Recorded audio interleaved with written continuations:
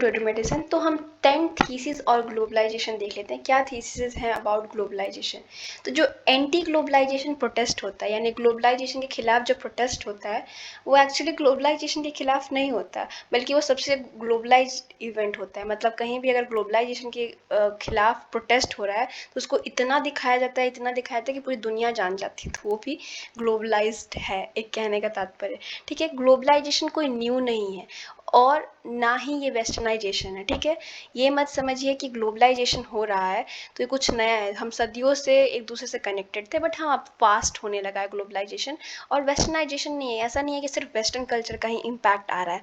आजकल आप देखिए, अगर हम एक कल्चरल ग्लोबलाइजेशन की बात करें तो आजकल कितना ज़्यादा Korean culture, Japanese culture western culture में घुस चुका है। वो लोग खाना खा रहे हैं।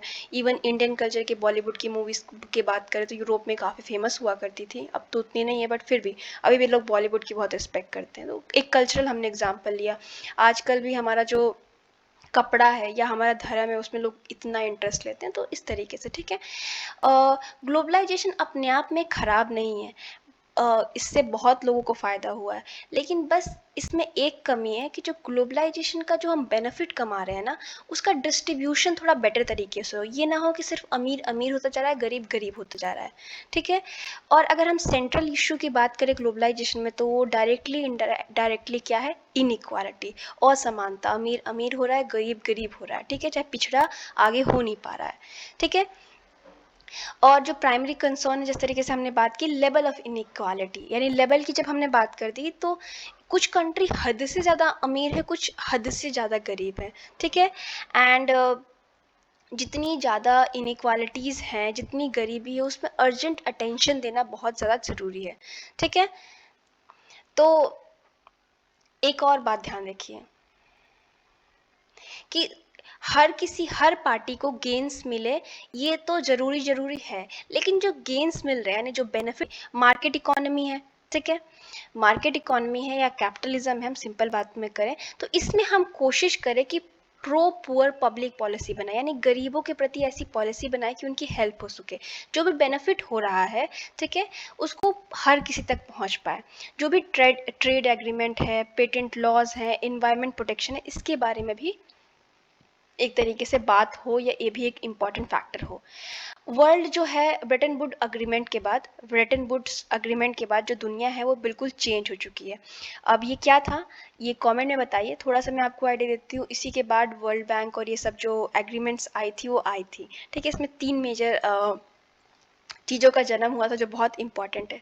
ठीक है, नहीं पता होगा तो मैं कमेंट में खुद ही बता दूंगी। Human rights, NGO, movement for gender equality, environment, ये सब चीज़ें आ रही हैं अब। तो ये ग्लोबलाइजेशन की ही वजह से आ रही है ना, तो इस वजह से ग्लोबलाइजेशन अपने आप में इम्पॉर्टेंट है। ठीक है,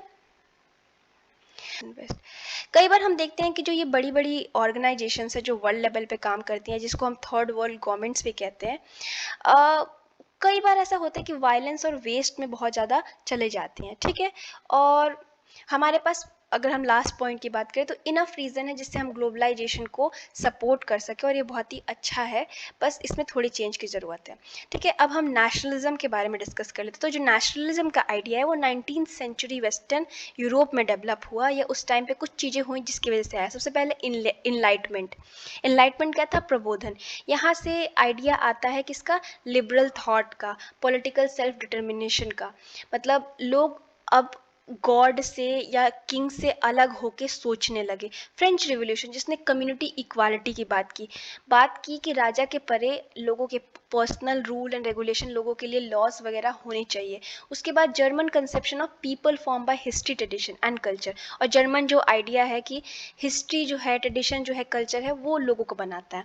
ठीक है, तो अगर हम फाइनल प्रोसेस की बात करें कि नेशनलिज्म बेसिकली सिंपल वर्ड्स में अगर हम बात करें होता क्या है, तो फ्रीडम, आज़ादी, equality and collective sharing of a history and culture. एक पर्टिकुलर एरिया है जहाँ पे लोगों को विश्वास है, या नहीं भी पर्टिकुलर एरिया है, कि हमारा जो इतिहास और कल्चर है वो एक जैसा है। ठीक है, इसको हम कह सकते हैं। अगर हम मज़नी की बात करें, ये इटालियन थे, तो ये 3 चीज़ें बोलते हैं कि बहुत ज़्यादा ज़रूरी है नेशनलिज़्म होने के लिए। एक तो इंडिपेंडेंट टेरिटरी, एग्ज़ाम्पल लेते हैं भारत की। भारत के लोग को क्यों नेशनलिज़्म या देश प्रेम नज़र आता है या देश प्रेम दिखता है? बिकॉज़ उनके पास एक टेरिटरी है जिसको वो अपना कह सकते हैं। एक moral obligation for all nation one belongs to. हर कोई, जिस दिन हर घर तिरंगा था उसने झंडा फहराया था देश में। एक ऑब्लिगेशन कि हम अपने देश को साफ रखें, एक ऑब्लिगेशन कि अपने देश वालों की हेल्प करें। तो ठीक है, इस तरीके ये चीज़ होना ज़रूरी है। एंड एक नोशन कि ये जो हमारी देश है या हमारे देश के लोग हैं, वो एक फैमिली है, एक अपना परिवार, हम भारतीय हैं, हम एक दूसरे से जुड़े हुए हैं। ठीक है, तो ये होना नेशनलिज्म में बहुत ज़्यादा ज़रूरी है। तो कोर थीम अगर हम नेशनलिज्म की बात करें या नेशनलिस्ट आइडियोलॉजी की बात करें तो क्या होता है कि ह्यूमैनिटी जो है वो नेचुरली डिवाइडेड है नेशंस में, यानी जो मानवता है वो अलग अलग नेशन में, अलग अलग कंट्री में डिवाइडेड है। और हर नेशन का, भारतीय लोगों का अलग कल्चर है, अलग कैरेक्टर है, कनाडा के लोगों का अलग होगा, यूएस के लोगों का अलग होगा, ऑस्ट्रेलिया के अलग लोगों का अलग होगा। और जो पॉलिटिकल पावर का सोर्स होगा वो नेशन होगा। ठीक है, होल कलेक्टिविटी, यानी हमारी गवर्नमेंट क्यों अभी हमारे सेंटर में गवर्नमेंट है जो पूरे कंट्री को कंट्रोल करती है, वो क्यों है? ठीक है, क्योंकि एक नेशन, एक भारत एग्जिस्ट करता है। अगर ये भारत एग्जिस्ट नहीं करता तो क्या आपको लगता है सेंट्रल में या कहीं भी कोई पॉलिटिकल पावर यूज कर सकता था? तो ये भारत एग्जिस्ट करता है तभी लोगों के पास पॉलिटिकल पावर है। फ्रीडम एंड सेल्फ रियलाइजेशन, ठीक है, इंसान को खुद, मतलब हर इंसान को फील हो कि हम इस भारत के हिस्से हैं, हम भारत से अलग नहीं है। मैं भारत का एग्जांपल इसलिए दे रही हूँ बिकॉज हम भारतीय हैं, हम समझ सकते हैं। उसके बाद लॉयल्टी होनी चाहिए नेशन के प्रति। ठीक है, उसके बाद और एडम स्मिथ का मानना था कि ग्लोबल फ्रीडम, यानी जो पूरे विश्व का आज़ादी तब मिलेगी या पूरे विश्व में प्रेम और हार्मनी तब आएगी जब नेशन स्टेट का मतलब क्या होता है? एक कोई कंट्री। ठीक है, नेशन स्टेट को मैंने और भी वीडियोस में एक्सप्लेन कर रखा है, यहाँ पे नहीं जाऊँगी डिटेल में।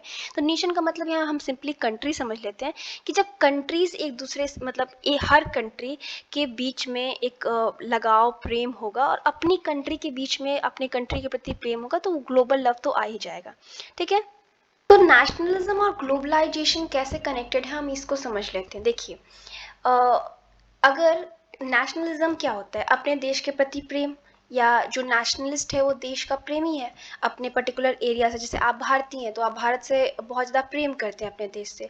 तो जब तक ये इंटरनेशनल रिलेशनशिप या इंटरनेशनल बाउंड्रीज या ग्लोबलाइजेशन नहीं होता, तो शायद, भले नेशनलिज्म को लोग कहते हैं कि देश प्रेम जो है वो ग्लोबलाइजेशन का अपोज करता है, लेकिन एक चीज़ आप कभी भी मत भूलिए कि ग्लोबलाइजेशन का प्रोडक्ट है नेशनलिज्म। जब तक ये आइडिया नहीं आता कि ये हमारी कंट्री है, किसी और की कंट्री है, और सब एक दूसरे से कनेक्ट नहीं होती, ये आइडिया ही डेवलप नहीं होता कि ये कंट्री हमारा एनिमी है, ये फ्रेंड एंड ऑल है, तब तक ये देश का प्रेम कैसे जगता? हमारे यहाँ पे अंग्रेज नहीं आते और हमारे अंदर ये आग नहीं होती, या ये इस तरीके का एक हेट्रेड नहीं डेवलप होता कि हमारी कंट्री और हमारे कंट्री में कोई और आके हम पे राज नहीं कर सकता। और ग्लोबलाइजेशन के थ्रू हम एक दूसरे से कनेक्ट होकर देखते कि कैसी फ्री कंट्रीज़ हैं। तो मुझे नहीं लगता, और इस बुक को भी नहीं लगता, कि नेशनलिज्म डेवलप हो पाता। ठीक है, और कहीं ना कहीं इंटरनेशनल सिस्टम जब चेंज होने लगा, तभी जो नेशनलिज्म का आइडिया है वो डेवलप हुआ। जब हम जानने लगे कि ये कंट्री हमारे कंट्री के बाहर आती है, इस कंट्री में लोग ऐसे हैं, उस कंट्री में वैसे लोग हैं, या हमारा कल्चर या हमारा नेशन कितना अच्छा है, तभी ये नेशनलिज्म का आइडिया आता है। अब एक और जो इस चैप्टर में 3 चीज़ें हमें डिस्कस करनी थी, एक तो ग्लोबलाइजेशन, एक आपका नेशनलिज्म, और एक है ट्रांस नेशनलिज्म। तो इसका मतलब क्या होता है? तो देखिए, जब भी कोई पर्सन अपने देश से किसी दूसरे देश में जाता है रहने के लिए, तो कहीं ना कहीं एक लिंक, एक अपने देश से और एक जहाँ पे वो गया है उसके बीच में वो रखता है। जैसे मान लीजिए कि हम भारतीय हैं और हम आज से भारत को छोड़ के कनाडा चले जाते हैं, तो ऐसा नहीं है कि हम अपना कल्चर, अपनी आइडेंटिटी या हमारे सारे रिश्तेदार भी तो हमारे साथ साथ नहीं जाएंगे ना, तो हम अपने रिश्तेदारों के साथ रिश्ता रखेंगे। तो वही एक तरीके से ट्रांस नेशनलिज्म होता है, जैसे कि आप एक कंट्री को छोड़ के गए लेकिन उस कंट्री से भी रिश्ता है, और जिस कंट्री में है उस कंट्री में भी आपके ऑफकोर्स रिश्ते होंगे। और जो पर्सन दो या दो से अधिक कंट्रीज़ में इस तरीके के रिश्ते रखता है, उसको हम ट्रांस माइग्रेंट्स कहते हैं। ठीक है, मान लीजिए कि मैं भारत से कनाडा गई। ठीक है, मैं भारत से बहुत अच्छा संबंध रखी हूँ, मेरे रिश्तेदार यहीं पे हैं, मेरी फैमिली भी मेरी हो सकती है, कनाडा में भी मेरा अच्छा खासा रिलेशन है।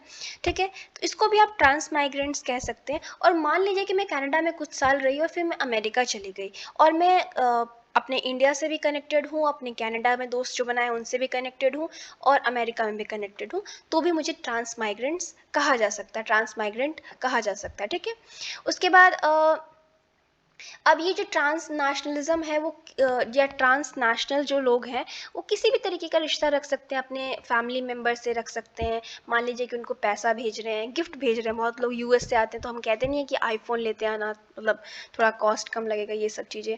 या ठीक है, कई बार ऐसा होता है कि आप जिस कंट्री के हैं वहाँ की कंट्री आपसे हेल्प भी मांग सकती है, आप बाहर छोड़ के निकल भी चुके हैं अपनी कंट्री को, तो आप हेल्प करने के लिए जाते हैं, बिकॉज आपका प्रेम, आपका जो मन है वहीं लगा रहता है। प्रदेश मूवी देखी होगी, प्रदेश मूवी में वो जो गाना है ये दुनिया एक दुल्हन, तो उस मूवी में क्या होता है कि उस मूवी में जो अमरीश पुरी जी होते हैं वो बार बार अपनी कंट्री की तारीफ करते रहते हैं, अपनी कंट्री का कल्चर, इन सब के बारे में, जबकि वो विदेश में रहा करते हैं फिर भी। तो क्या होता है कि आप चाहे कहीं भी चले जाएं, जो कल्चर से आप निकले हैं उससे वो रिलेशन आपका ख़त्म नहीं हो पाता है। ठीक है, तो अब देखिए, हम एक ऐसी सोसाइटी में अब रह रहे हैं जहाँ पे रिसर्च पेपर्स और इस टाइप की चीज़ें बहुत सारी होती हैं। तो जो ये माइग्रेंट पॉपुलेशन है, यानी जो एक स्थान से दूसरे स्थान पे गए हैं लोग, उनके बारे में स्टडी करना अब एक बहुत इम्पॉर्टेंट पार्ट बन गया है। ठीक है, और इसी वजह से बहुत सारे लोग डिस्कशन करना चाहते हैं कि क्यों कोई अंडर डेवलप कंट्रीज़ को छोड़ के डेवलप कंट्रीज़ में जा रहा है, या अंडर डेवलपमेंट लेबर फोर्स किस तरीके से वो अपना कल्चर लेके जा रहा है। बहुत सारे ऐसे टॉपिक्स है जो डायस्पोरा में आप स्टडी कर सकते हैं। ठीक है, तो नीना ग्लिक हैं और काफ़ी सारे और थिंकर्स जो मिलके वो सिक्स प्रीमिसेस जो हैं वो बताते हैं हमें समझाने के लिए, क्या कि ट्रांस नेशनलिज्म क्या है। ठीक है, तो सबसे पहले कि bonded social science concepts such as tribe, ethnicity, group, nation, society और culture can limit the ability of researcher to foster। कई सारे टैग हमारे इंसानों के साथ लगी होती है, जैसे कि आप किस ट्राइब से बिलोंग करते हैं, किस एथनिसिटी से, किस ग्रुप से, किस नेशन से, किस सोसाइटी से। तो इन सब को छोड़ के, ठीक है, इन आइडियाज़ से ऊपर उठ के आपको फिनोमिना जो है ट्रांस नेशनलिज्म उसे समझना है। मतलब आप कहाँ पैदा हुए हो, क्या आपका कल्चर है, क्या है नॉल, इस सब को छोड़ के जब आप एनालाइज करोगे जो ये माइग्रेंट्स हैं, तभी उनको आप समझ पाओगे। ठीक है, अब जो ये डेवलपमेंट हुआ है ट्रांस नेशनल माइग्रेशन का, यानी एक स्थान से दूसरे स्थान पे आप जा रहे हैं, फिर भी आप कल्चरली अपने देश से कनेक्टेड हैं, वो किस चीज़ से कनेक्टेड है कि ग्लोबल कैपिटल चेंज हो रहा है। ठीक है, तो यानी जो कैपिटलिज्म है या ग्लोबलाइजेशन, ये सब चीज़ें जो चेंज हो रही हैं, या ये जो बेटर बन रहा है या वर्स्ट बन रहा है, इसे कह पाना मुश्किल है कि सही है कि गलत है, बट जो भी है, जिस तरीके के हम मॉडर्न वर्ल्ड में रह रहे हैं, ये भी हमें एनालाइज करना है कि अभी जो इतना माइग्रेशन हो रहा है उसका कॉन्टेक्स्ट क्या है, किस वजह से हो रहा है।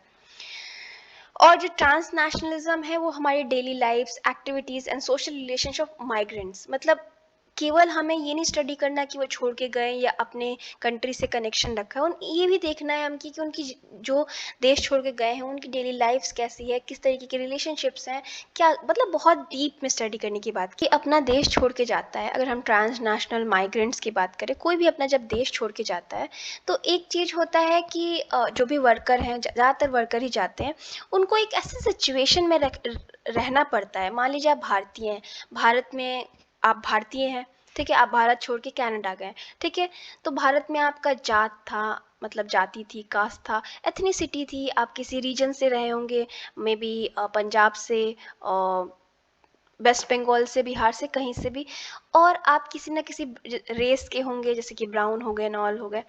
तो इन सब चीज़ों को आप जब दूसरे देशों में लेके जाते हो तो एक अलग तरीके से आपको देखना पड़ता है।